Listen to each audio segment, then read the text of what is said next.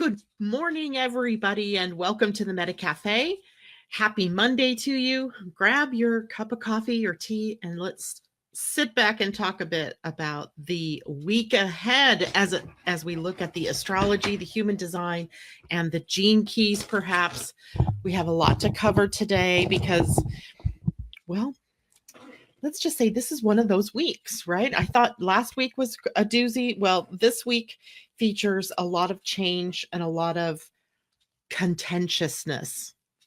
I didn't use the word interesting, did I? I just said this week. Well, it is going to be an interesting week, but it does have a lot of energy of fighting, turbulence, crisis, perhaps.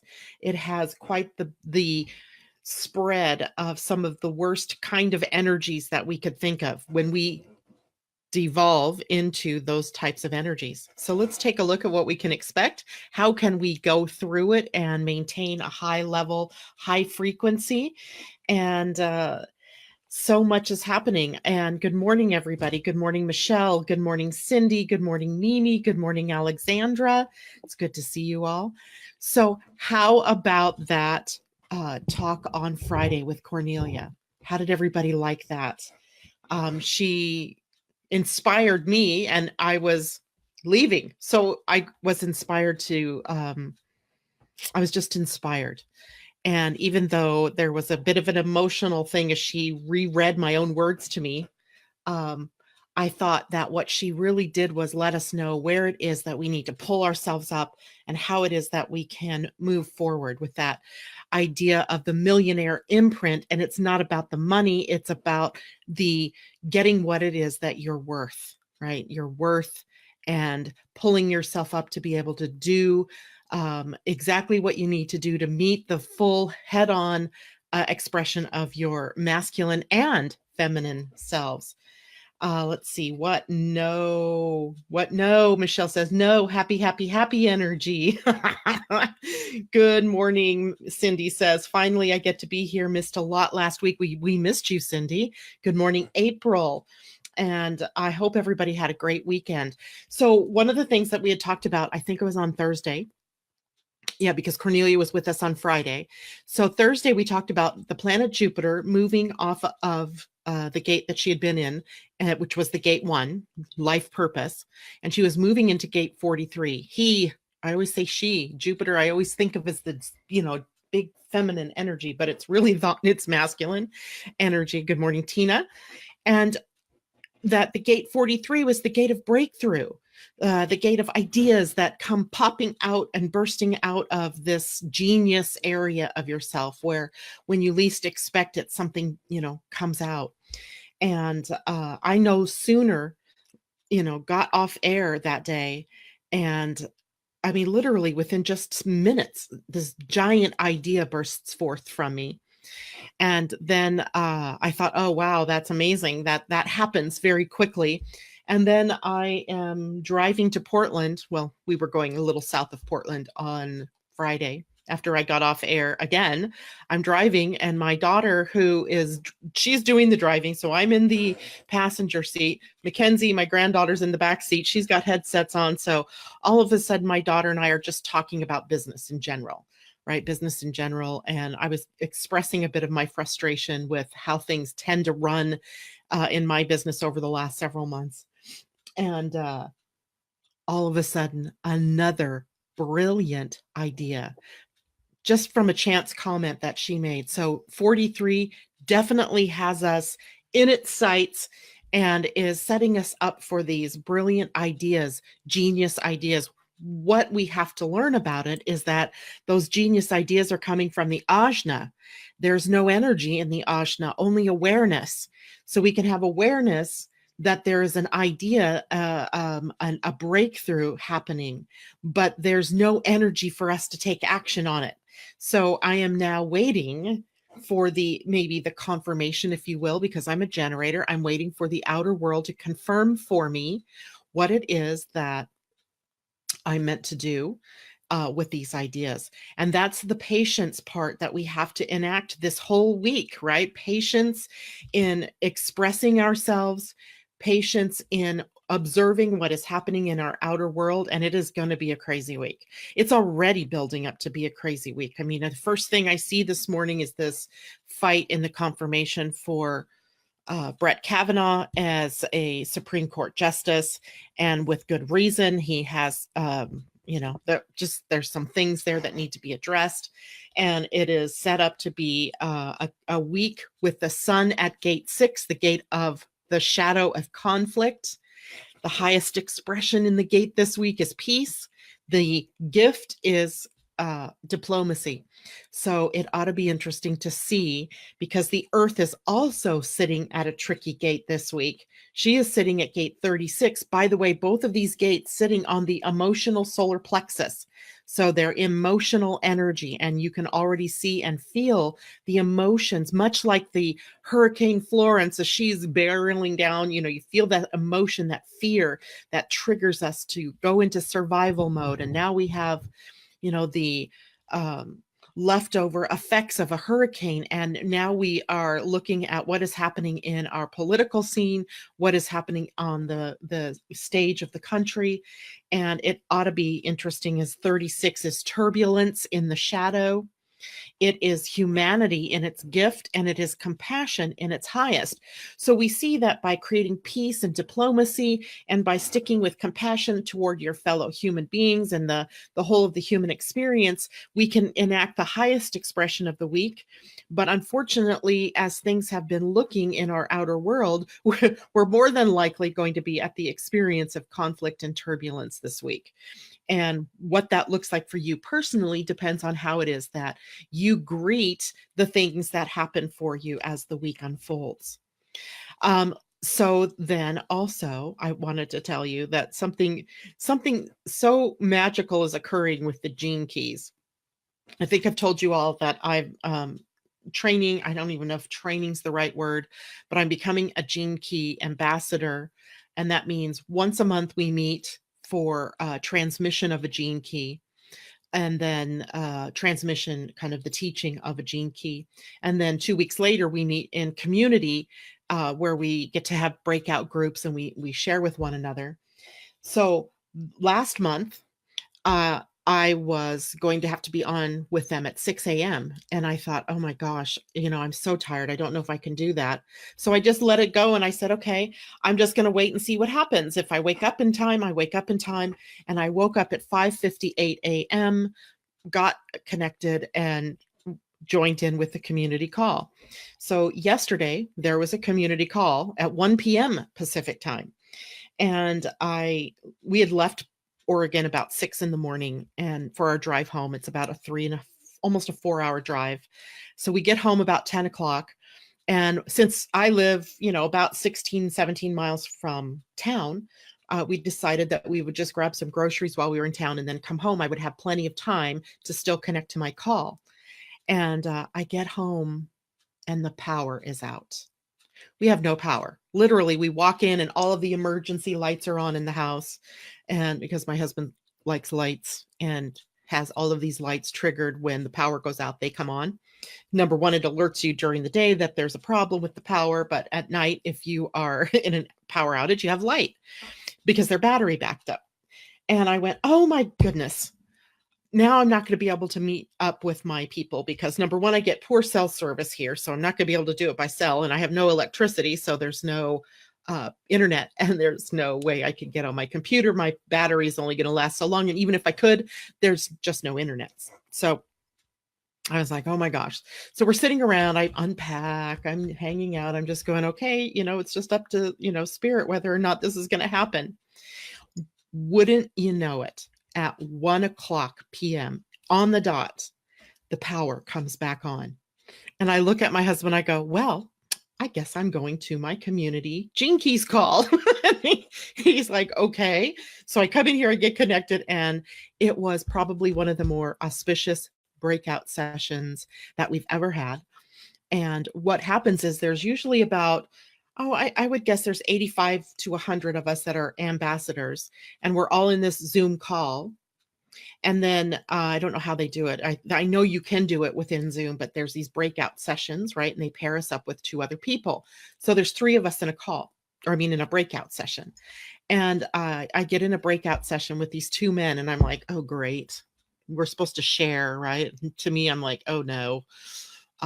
It's going to be a difficult one. Last time I was with three women, we were all of the same heart, same mind. It was beautiful. It was peaceful. And now I'm in there with two men. And I'm like, oh my God, what am I going to do?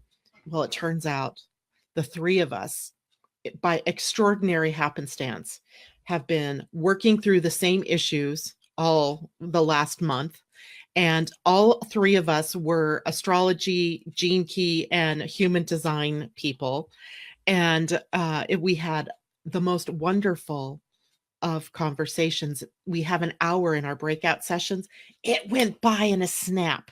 I mean, all of a sudden I'm getting notified that we're getting ready to go back and join the main group. And I went, oh my gosh, where did the time go? And what we were talking about was generosity. Remember, I told you that was our theme for the beginning of this particular month in the transmission of the 7th month of our becoming ambassadors. And it was about generosity. And interestingly enough, a lot of my ideas that came up from Jupiter sitting at 43 were about how I was going to share human design, gene keys, and astrology with all of you in a very generous way, I would say. And so there's this frisson, if you will, of magic running through. There's like this little magical golden thread that's moving through all of the energies right now. And sometimes I'm very blind to it. I don't see it. And other times it's like right there in my face. So the reason I wanted to bring this up for all of you is it sets the tone for the week, right? It sets the tone that I experienced this irritation, this turbulence, and this idea of the no power. And not only that, I'd come home with bags of groceries, frozen food. So that means I've got to get it in the freezer, but try not to keep my freezer open because I don't know how long my power is going to be out. We never know, right? We never know how long the power is going to be out. And it's funny because the power company thought my power didn't come on till 4:00. So I don't know if it rolled down the island like, some people at the northern end where I am got power sooner. I don't know, but it was funny. They tell me at 4:12 that my electricity has been restored. And I'm like, yeah, that was 3 hours ago. So we learn that there's always this little silver thread, this little gold thread, this little magical piece that's moving through the collective. And it's just there for our being able to recognize it, to see it. And we do that when we stay out of our own way. When we stop with all the chatter and the victim, oh my God, my electricity's off, my food's going to spoil, I'm not going to make my gene keys call, etc. And just stay in the moment. Just stay in the moment. That is where the magic happens. And I think last week we talked a lot about that in our visiting the 28th gene key, which I got some rather interesting insight from that gene key from one of the participants yesterday. And he was talking, and this is like male energy, right? This is why I really didn't want to be, paired up with these men, but it was really beautiful in the end. He said that something about gate 28 was warrior consciousness. As soon as he said the word warrior, of course, I'm just like wanting to nod off, right? I don't want that idea of the warrior energy. And that 38 at the opposite end was actually warrior action, was the warrior in action. And it's called the gate of fight, right? What we think of warriors as fighters. But what if we were warriors for peace? That is what the high side of the Pallas Athena is bringing to us, right? What if we were warriors for compassion? Right, out of Venus sitting at the gate 28, where there's warrior consciousness, elevating our consciousness to become this movement toward peace and toward diplomacy and compassion and humanity. So that is the positive high side of the week as we're looking ahead, right? This is the potential for where we're headed. The other potential and likely experience we will also have is in the conflict side of things, right? The conflicts. Good morning, Phyllis. It's good to see you out there. Let's see what people are saying this morning. Mimi says, I have a feeling politics is going to take some hard knocks this week. I agree. In the quest for truth. She also says, yes, indeed, I finally launched my Facebook art page. Yay, Mimi. Thankful for the universal energy. Good morning, Suzanne. Good to see you out there.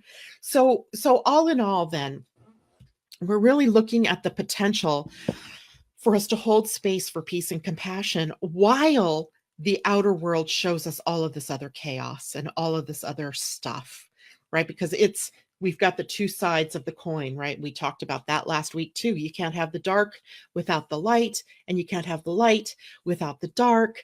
And so they're both very valid parts of ourselves. And until we own it all, we can't come to real lasting peace, right? We just can't, because we're always going to see something out there that triggers the victim in us, or we're going to see something out there that triggers anger or upset, because we haven't owned completely what that shadow is. And it's personal, right? We have the collective shadows out there. We're all a part of that as well. But the only part that I can actually control about that collective shadow is the part that I own in it, right? The part that I own in it, right? What is the fear that is triggered for me when I see someone like a Brett Kavanaugh who's potentially going to land himself in the Supreme Court? What is that about for me personally? Right? I can't control what the Senate and the Congress is going to do. I just can't. But I can control my own reaction to it. And that's what we are. That is how we are going to come to peace and diplomacy. That is how we're going to come to compassion. So it is up to you on this whole week how it is that you handle all of the different things coming up in your life. And it could be more personal than just what's happening in the outer world too. The outer world, the bigger screen, what's happening on your own screen in the outer world, in your personal life, dealing with divorce, dealing with breakup, dealing with money issues, dealing with jobs and all that kind of thing. Those are your own personal conflicts and your own personal issues. And what is it showing you about you? What is it that you haven't completely loved and brought in to yourself? What part of you are you not wanting to see? Right? What do you just talk to the hand kind of thing? Right? So it is a really juicy week for all of us. It is also a juicy week because we're moving into the autumn equinox as we get into Saturday. And we'll talk more about the complete picture of the autumn equinox as we move through the week. We'll do it in pieces. We'll start today by saying this. Every time we get to the turning of the seasons, when we get to an equinox or when we get to a solstice, we are dealing with a change in the way the dynamics of the energies flow. In human design, every one of the equinoxes, there's two of them, and the two solstices are at what we call the gates of love. The 4 gates, the 10, the 15, the 46, and the 25 are the gates of love. And we get a new iteration of the combination of those gates at each of the seasonal changes.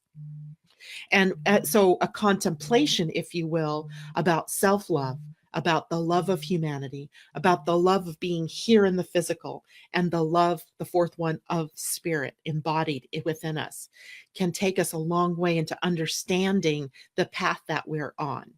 So here we're coming to the gates of, let's see, this time we are going to be at the sun at 46, which is the gate of the love of the physical, being grounded here in the earth, with the earth in the gate of the spiritual, right? The spirit. So we are very connected.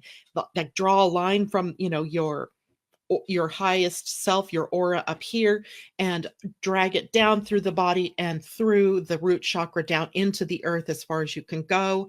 And that is the energy, the grounded energy of spirit, the love of spirit in the physical being, your physical body, this, meat suit that you're in, if you will, and loving both the physical and the spiritual aspects of oneself. It's a really fascinating experience to look at yourself through the eyes of love, the love of spirit and the love of your physical being, the love of everybody's physical being, the love of everybody as a piece of spirit, as, spirit embodied. All right. So the autumn equinox happens at 6:54 p.m. on the 22nd, Saturday. That's West Coast time, 6:54 p.m. And what else do we have going on this week? Well, we have a Mars squaring Uranus, talk about feeding into conflict. feeding into conflict as a tool for awakening. That's what Mars and Uranus are up to this week. Mars in Aquarius, a fixed air sign. So we've got to look at what is up here. What are we doing up here? The potential is that Uranus, who is the actual ruler of the sign Aquarius, the more modern ruler, if you will, of the sign of Aquarius, is that we can find new and exciting ways to overcome any of the challenges we face. Right? There's new inventions potentially, there's ahas, there's inspiration. So we have a lot of high side potential with Mars squaring Uranus, but we also have that potential to have the fight between the traditional, the old patriarchy, and the new. What are we awakening to versus what have we traditionally held as truth? And I want to say very clearly that it appears that the fight in the Supreme Court for the if we take the personality out of it, we take the person out of it, we take the president out of it, we take Congress out of it, it appears to still be the continuation of the need for the divine feminine to rise up, right? Because we're looking at putting a person in here who obviously does not value the feminine in the way that the feminine needs to be valued. Not the person, but what that person represents in terms of historical significance in the decisions he's made, in his ideologies, etc. So it's a really profound week if we think about it, because it's like a turning point. There's a turning point. The turning points are usually the equinoxes and the solstices, but it feels more than that to me. It's more than a change of the season. It's more than a turning point in, the ideologies of the planet. It's a turning point of our will to evolve into something beyond the fear-based victim energy that we've been living in on the planet. And of course, you all have a role in that, right? So we have also the Sun conjunct Mercury coming up this week. This is the superior conjunction of the Sun and Mercury, means we're halfway to the next retrograde cycle. Yikes, I don't even want to think about that. When we have the inferior conjunction, we have ourselves halfway through the retrograde cycle. So the Sun and Mercury coming together is actually today, I believe. Sun conjunct Mercury is Thursday, so the 20th. So happening just before the equinox or the change of seasons. So there's a new message, right? The Sun, Mercury is actually catching up to the Sun. Remember, it was retrograde in Leo with the Sun moved on into Virgo. So now Mercury is caught up to the Sun. And in that, then he's delivering a new message that the Sun will be beaming to us over the next 3 months of the season.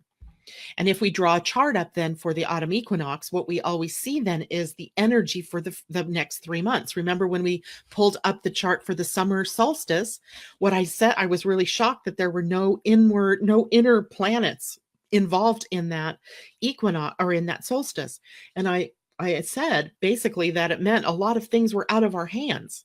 There was a lot of going on that had to do with consciousness being elevated through the collective, through the transpersonal planets, Jupiter and Saturn, and the outer planets, but none of the inner planets were involved. In this particular time, we have the inner planets making connections. We have Mercury making a connection to the Sun. We have the Moon making a connection to Venus, the Sun making a connection to Mars. We have a square to Jupiter and to Saturn. So we have a lot of inner planets and transpersonal planets involved. It's a wider spread, if you will. So in this particular season, then it shows us that there's a bridge that we're crossing, but it's a crossing that we're not making en masse, that we are making as individuals. So thinking about yourself as an individual that's a part of this collective, and what it is that you're thinking and moving through is also your part to transmute the energy of the collective. I want to give you another concept that I heard yesterday for the first time ever. I think, and it made so much sense. And I'm like, I don't know why I hadn't thought of this myself or maybe I'd heard it before somewhere in the past and just never connected to it, but I really connected with this energy yesterday of the hive heart.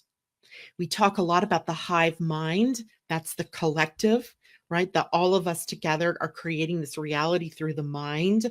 And the mind, of course, as we know through human design and the gene keys, holds no energy for decision making. It is relatively affected by the veil of fear that has sort of encased this planet. But the heart operates separate from that field. The heart itself literally comes from a deeper place. It comes from a soul connection. It is not driven by the fear of the mind. So hive heart. That was something yesterday that came up during the Gene Keys call.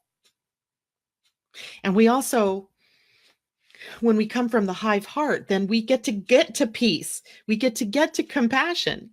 I love it, right? Hive heart. So if we're approaching everything from that space, it connects us soul to soul instead of head to head, right?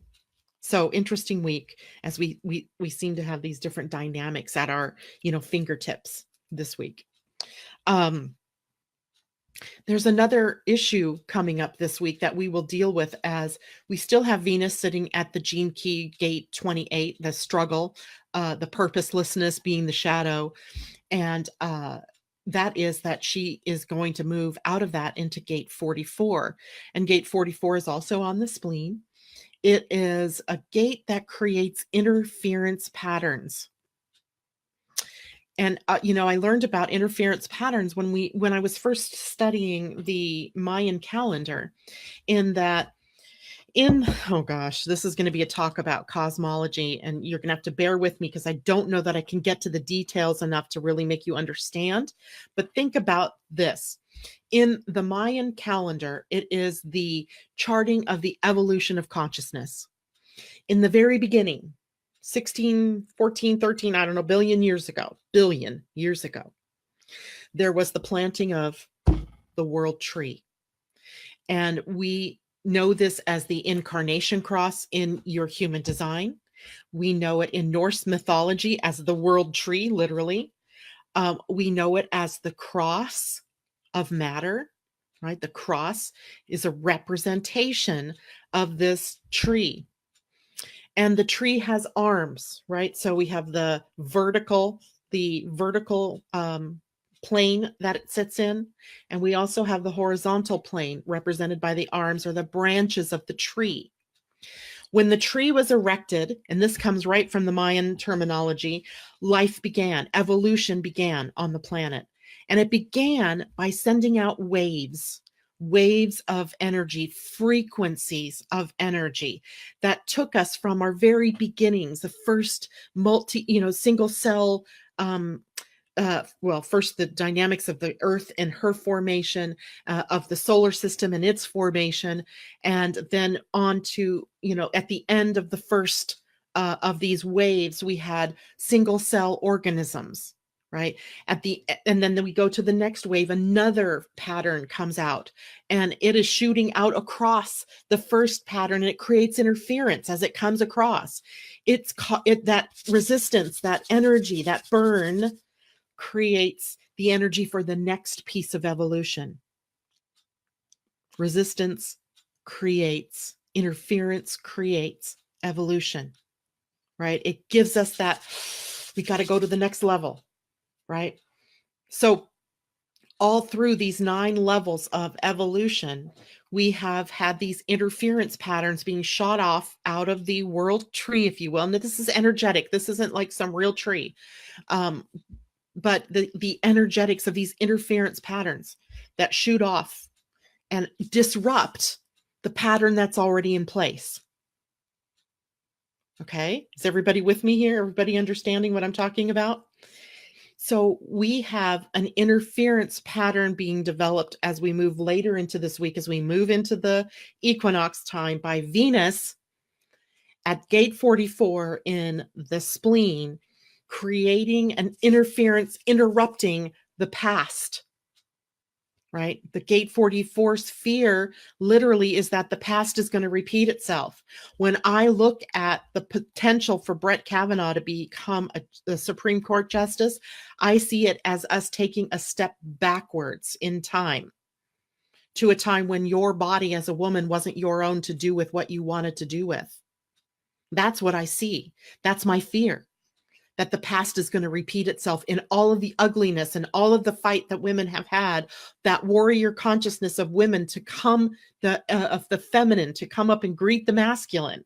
That is the interference pattern that we are looking at. Not just that one, by the way, lots of different interference patterns that will be enacted for us as we move forward through this particular Venus period, as she's slowing down to meet the retrograde, as she'll be in the retrograde, and then she'll come back by these same spots two more times, right? Once in passing backwards, and then once when she moves back forward.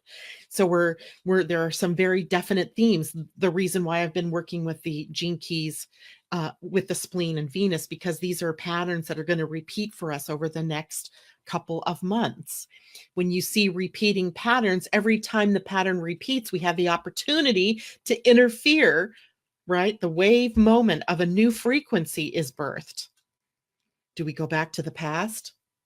Do we take the best from the past and we bring it into the now and look at the potential high side of a new future? That is this week too.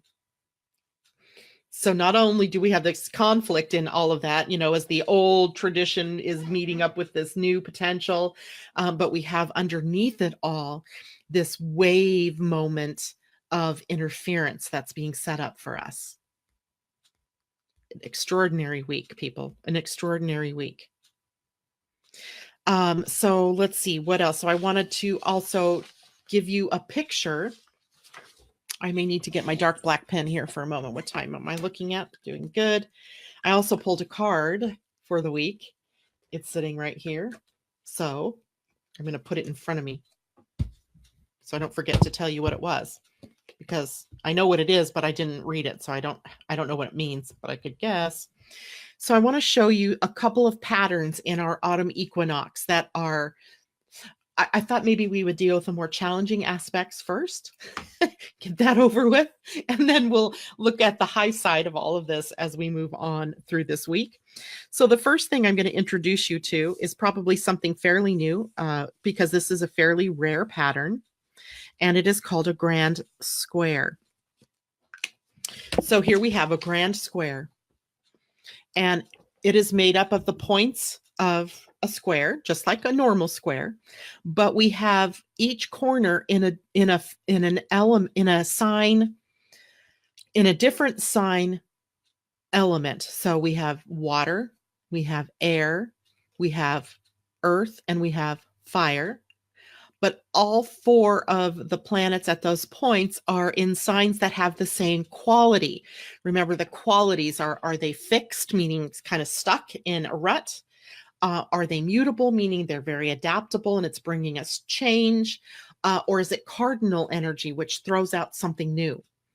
So we see in one of the dynamics of the autumn equinox, so it's setting us up for 3 months worth of fixed energy in the points of the cardinal, or the points of the grand square.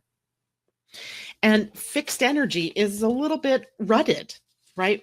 So it for one of the bases that we're moving into this equinox energy is in a fixed pattern, right? A fixed pattern. We have Venus in fixed Scorpio. We have the black moon Lilith in fixed air. We have the planet Uranus in Taurus in fixed earth. And we have the North Node in fixed fire, or Leo, which means that the South Node is also engaged. So I want you to think about this for a minute, because we have two feminine energies involved in this grand square. We have Uranus, a technically masculine energy, but in a very feminine sign, Taurus. And then we have a more neutral energy of the North Node in Leo, which says, I don't care if you're really male or female, but you got to, emerge. You got to jump out there into the front. And those fixed sign, or that fixed energy, is what we enter into this with, meaning we have these fixed patterns in place. We have these fixed ideologies. We have these fixed ideas even of what we can expect, or of how things should work. We have this good old boy network entrenched in Senate and the Congress, in the legislature. We have these fixed ideas of things, the way the world works. But we have two shadow pieces going on here too. We've got the Black Moon Lilith in Aquarius. She's like, get out of the box and think of some new ways, right? We have Venus, even though she's not considered a shadow, she's in the sign of Scorpio, which takes us deep into those dark places. She's exposing the places where we have this shadow, where this darkness is. Right? Mimi says, wow, so much brewing this week. Yes. When I took a look at this week, I'm getting chills even thinking about the energy of the week. Now, does that mean your week is craziness? Probably not so much personally, but it could be. But there's a lot of, like I said, this interference going on out there in the world. This pattern is erupting into places where it's out of sync with where we're headed from a consciousness level. So where we're out of sync is where things get tricky. So we're out of sync here because we're not pulling in the shadow. We're not owning the shadow as much as we own the parts of ourselves we like and love, right? So that's the call. Uranus literally at the corner here, retrograde. So the shifting pieces are still here on the internal when it comes to Uranus in the bigger picture. So an internal evolution, if you will, occurring. And the nodes, destiny, pushing us in a direction that is sort of, if I use this word, don't yell at me, it's sort of preordained. There is a sense that we are headed in a specific direction. It's our choice if we engage it or not. And it's our choice in how we engage it. But the fact is that there's this movement, this evolution of consciousness that's happening with or without us. Okay, so the second interesting challenge, I wish I had another color, but I don't, but I think you'll be able to see it, is that we are also faced with a very powerful T-square in all of this. That's funny, it looks like a house now. So the T-square right here, the point at good old boy Saturn, right? The point, the balance, the base is at Chiron and the sun right here. Also the vertex there in a conjunction there. So across the base, we have the wound and we have the sun highlighting it. Like, let's shine as much spotlight energy on it as we can. And Chiron is at the 0 degrees of Aries. And we know the 0 and the 29 are what? Karmic degrees. And in fact, Chiron is at 0 degrees, 0.6 seconds. I mean, just about as close to 0 as you can get. And in retrograde. So bringing us back to where it is that we're playing the victim energy. Remember, 0 degrees of Aries is the sign change. Right? That's where we were moving out of the victim martyr energy of Pisces and into the more, I need to be self-fulfilling, self-accepting in the energy of 0 degrees Aries. But Chiron is retrograding quickly now back to 28, 29 degrees of Pisces. So we're having to look at that vestige of victimhood that you're still carrying, right? All of us are carrying. A T-square is highly challenging. And with a grand square, so we're highly challenged to break out of these old fixed patterns. We have the ability to do it. We do, but we're going to have to follow the point here and the balance point as well. Cancer.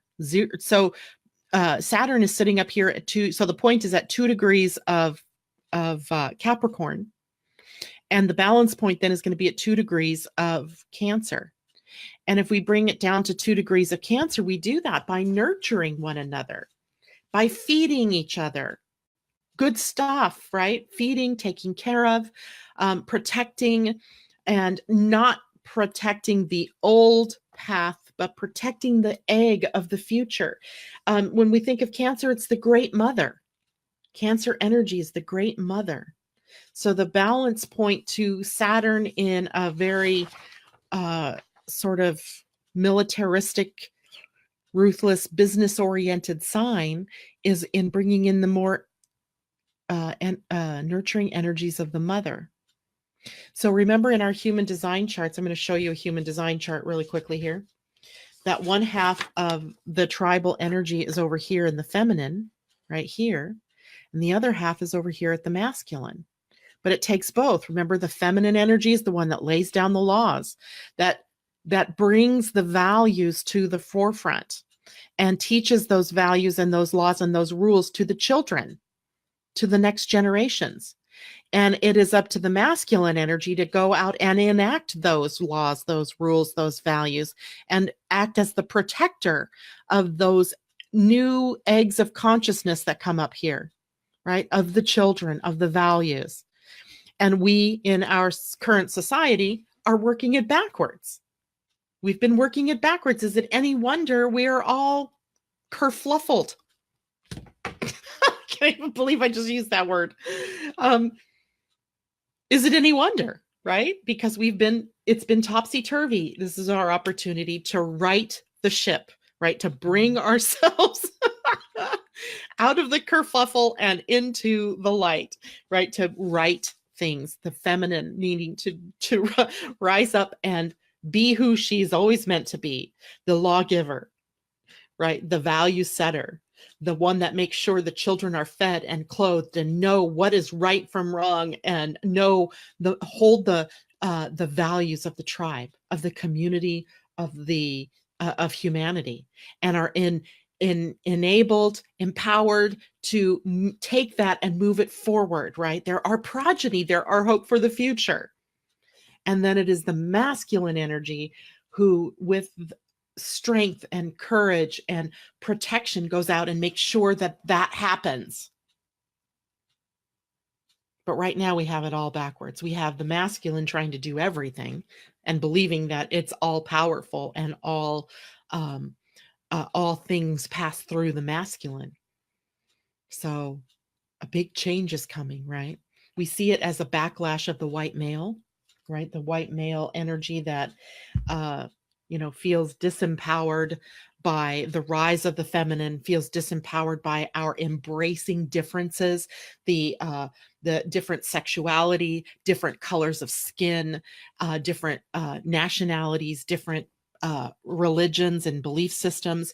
So it is that white patriarchy, that white masculine energy, the old energy. It represents the old patriarchy. So it's not technically white men, but the white male energy that represents the old, struggling to hold on to power as things are ever changing. So this is a dynamic as we move into the fall that's huge. It's one of the reasons, along with the fact Pallas Athena will be sitting at 0 degrees of Libra, that I really believe there's going to be a shakeup in the power structure as we move into the election time. Because I think we've had enough of that shadow in our face that we can do something about it now, right? And we can do that with our votes. So it would get out and vote. Vote your heart, vote your conscience. Don't sit in the background and expect that everybody else is out there voting and will take care of it. You're not empowering yourself. And then if you want to complain about what's going on in the world, you have no right. Right? You have nothing that you can say. I did this. I stood up. I used my voice. I used my vote. You also have dollars. Use your dollars, So anyway, I don't want to get on that. So let's just say this is a very powerful gateway that we're walking through as we move into autumn. And I just thought real quickly, I'm going to show this chart to you again. This is what the human design chart looks like for the week, right? The two center. So if you're a projector, a reflector, or a manifester, you have a defined sacral this week, because the sacral is connecting up through the 360 3 and gate 60 in the root center. Now, there is a tale in and of itself, right? That the only connection being made during the week, at least until the later part of the week, is through the gate of mutation, through the channel of mutation. We're being primed for a big change. The 3 and the 60 are the most mutative energies in human design, and it mutates the action that we take. It mutates our grounding. Like, what are we based in? Right now, we've been based in fear. So this is changing and mutating that, moving us into a new potential. And it'll be interesting later in the week to take a look and see where that energy takes us as we change in the human design week, which will be, let me show you what day, because this week actually started yesterday, and it moves us to the 20th, Thursday, and on Friday we make the change through to the gates of love, 46 and the 25, and then the very next day, just actually hours from that, we have the fall equinox or the autumn equinox. So big changes this week, the potential for a lot of conflict, a lot of ugly, turbulent, sort of chaotic energies. But we also have on this high side the potential for major change. But it begins with you and how it is that you greet this energy. All right, so tomorrow we'll go into more of the equinox energy and of the things that we can expect. So I want to use these last few minutes to talk about the card that I drew earlier, the Oracle card from the Wisdom of the Oracle deck by Colette Baron Reed. I drew the card tick-tock, tick-tock, straight up like this. Tick-tock, like time's up. I like it. Okay, so the essential meaning of that particular card is timelessness, divine timing, and immeasurable time. Remember when we talked about the gift, or no, it was the Siddhi, the highest expression of the gate of the 28th gene key, and it was really about the time of no time, that it would be expressed when we stopped being engaged in time. So this is kind of timely. So when humans created time, everything changed and contracted. People have come to look at life in a linear way, imagining that the past is behind them and the future ahead of them. But what if that isn't true at all? What if everything, creativity, beauty, chaos, and order were happening now in a glorious timelessness? You have all the time in the world to co-create the life you desire, so release your agenda. Let go of your need to shape each moment to your expectations, knowing that what is yours will never be withheld from you. Miracles are here right now and always show up when you need them, right on time. For relationship message, love, the fulfillment of desire, and even the body's reproductive cycles have their own timetable. Some things are preordained and cannot be coerced. Everything has its season. It's divine and appropriate timing, especially when it comes to matters of the heart. Remember that you always have enough time for love, to find it, to nurture it, to give and receive it. Its clock is eternal and ticks according to the beating of your heart in perfect rhythm. Isn't that wonderful to know? Love is always right on time. Prosperity message. Your prosperity is co-created by your endeavors as they occur in human-made time and the eternal efforts of your most important manifestation partner, Spirit, in a divine, measureless time. So keep doing what you're doing. Stay positive and make a commitment to remain in high vibration thoughts and feelings. If you heed the message of this card, it will seem as if you will align with your highest calling and your highest good in no time at all, like magic.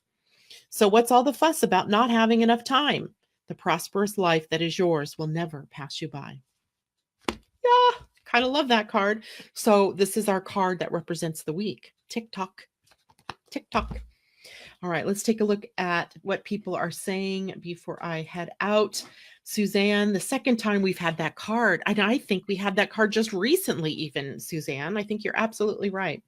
April says, whoa, I was just talking to my daughter about the realization of abuse causing fear, and standing in integrity is empowering. Woohoo! Suzanne says, hi, Libby. Hello, Libby. Mimi, LOL, don't know whether to say woohoo or oh, do. A bit of both. A bit of both, I suppose. True, very, very true. Londa says hurricanes, storms disrupt old patterns. Absolutely, absolutely. And even in your own life, those hurricanes and storms that that move through you are also purifiers, cleansers. Londa, I'm not sure what neophyte. I mean, I know what a neophyte is, but I'm not sure what way you're using that. So if you want to let us know what that meant. And John says, I love the hive heart idea. Isn't that beautiful? Just, hive mind to me sort of did not always feel very good, but hive heart, oh yeah, it feels very good. Londa has gate 44. So do I. So do you, Tom, and a couple others of you, and maybe others of you that I just don't remember your chart off the top of my head. Natasha says, I have been talking with my humanness to help her stay in the loop of change. She has not been happy lately. It's taking a lot of communication with her to help. Absolutely. Stick with it. It's worth it. Good morning, Peggy. I say good morning to Phyllis, Mimi. I have a feeling politics is going to take some hard knocks this week. Okay, so I've gotten back to the older things here. So breathe. Just breathe. Don't get caught up in the madness of the outer world. I'm doing a lot of this lately, taking my phone and putting it face down, because even when it's on silent, it still kind of rumbles, a little bit vibrates, and then that alerts me, and then I want to go and look and see what it is. Just keep it face down and do what you love. Do what's coming from the heart. Work through your own shadows. Reach out if you need help, because people are very much willing to help you when you're struggling with something. And don't hold it all within yourself, right? I was shocked yesterday to find 2 men struggling with the same issue that I'm struggling with. And it was so heartening. In the end, I felt like it was the most perfect connection ever to make at that moment in time. And we do that when we open up our hearts and allow for whatever it is in front of us to show us what it is that we're meant to learn from it. So anyway, thank you so much for joining me this morning. I hope everybody has a wonderful week despite some of this chaos that's happening. Much love to you all, and I will see you tomorrow morning, 8 a.m. Pacific time, 11 a.m. East Coast time. Bye for now.